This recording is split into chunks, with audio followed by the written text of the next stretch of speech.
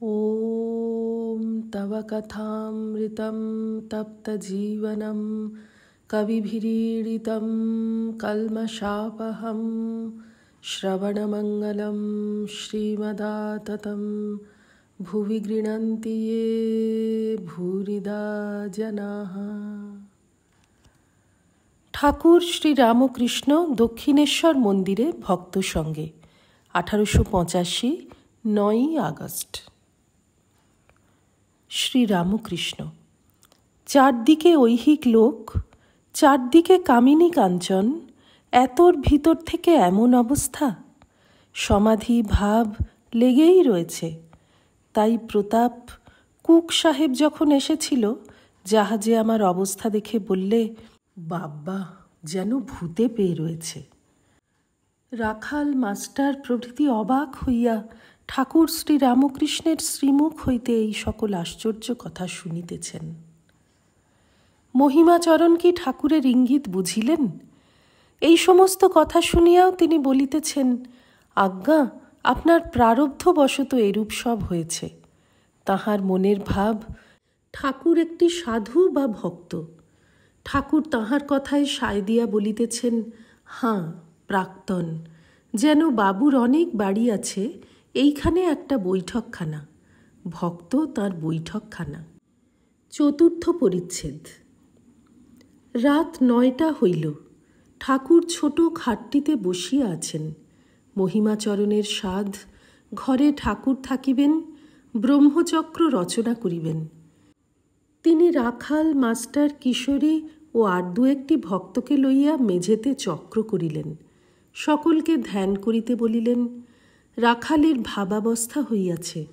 ঠাকুর নামিয়া আসিয়া তাহার বুকে হাত দিয়া মার নাম করিতে লাগিলেন।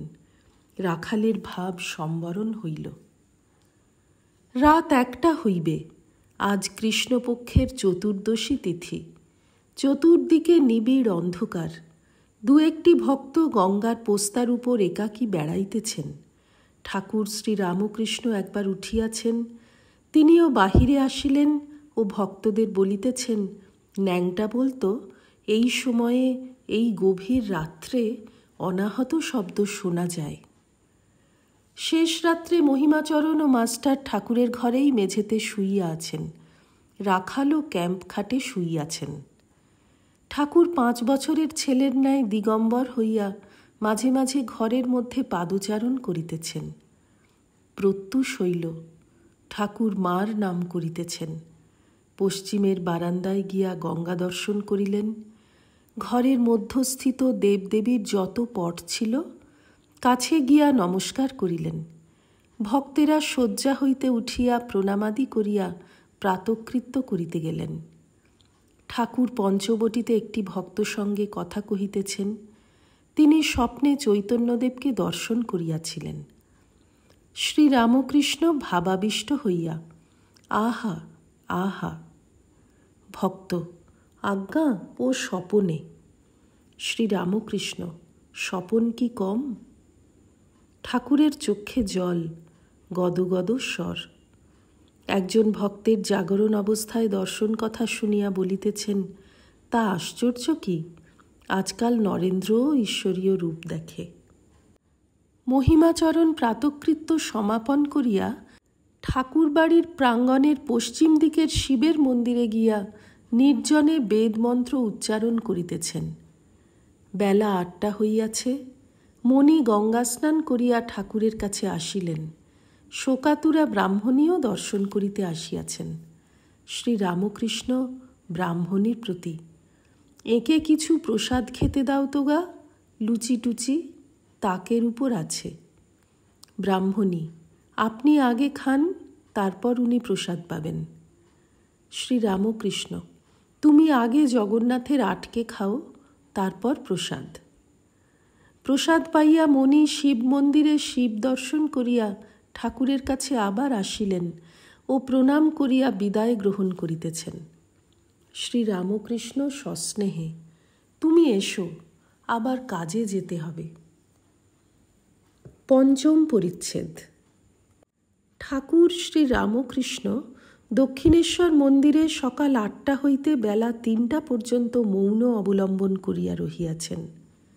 আজ মঙ্গলবার 11ই আগস্ট 1885 খ্রিস্টাব্দ, 27শে শ্রাবণ 1292 শুক্লা প্রতিপদ। গতকল্য সোমবার অমাবস্যা গিয়াছে। শ্রীরামকৃষ্ণের অসুখের সঞ্চার হইয়াছে। তিনি কি জানিতে পারিয়াছেন যে শীঘ্র তিনি ইহলোক পরিত্যাগ করিবেন, জগন্মাতার ক্রোড়ে আবার গিয়া বসিবেন? তাই কি মৌনাবলম্বন করিয়া রহিয়াছেন?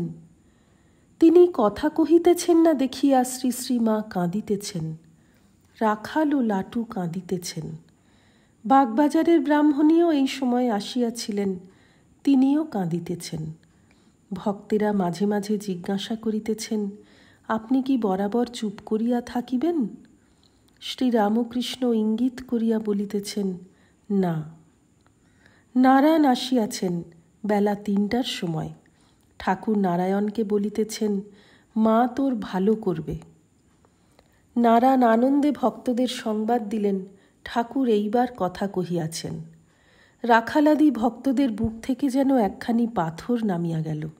তাহারা সকলে ঠাকুরের কাছে আসিয়া বসিলেন। শ্রীরামকৃষ্ণ রাখালাদি ভক্তদের প্রতি মা দেখিয়ে দিচ্ছিলেন যে সবই মায়া, তিনি সত্য, আর যা কিছু সব মায়ার ঐশ্বর্য। আর একটি দেখলুম, ভক্তদের কার কতটা হয়েছে।